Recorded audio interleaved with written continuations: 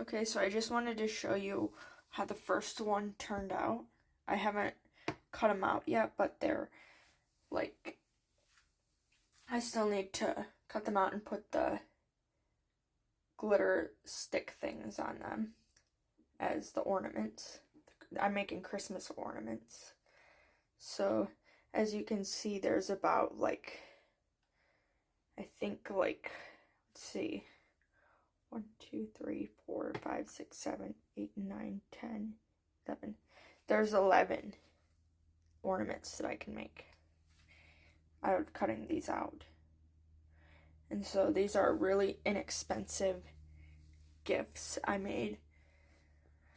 I bought acrylic paint. I know I probably should have used fabric paint, but it was glittery, so I wanted that. And so I also got gold and this.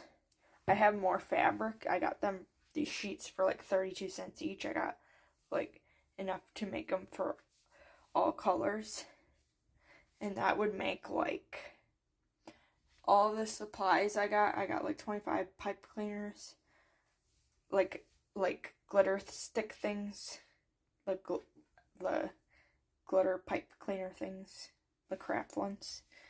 And so I got those for like 97 cents each, and they were like 25 pieces.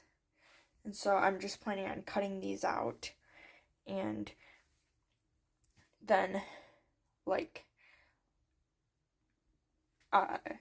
using the glitter stick pipe cleaner things and attaching them to them. And so I probably spent like a total on like 25. I'm probably gonna spend like I spent a total of like about $20, and it makes like 25 ornaments. And I'm also gonna put on the backs when this dries. I'm gonna put on the backs like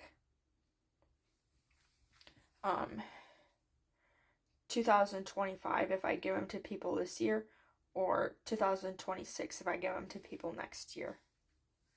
And so yeah, that's a really inexpensive gift, and it's more of a heartfelt gift.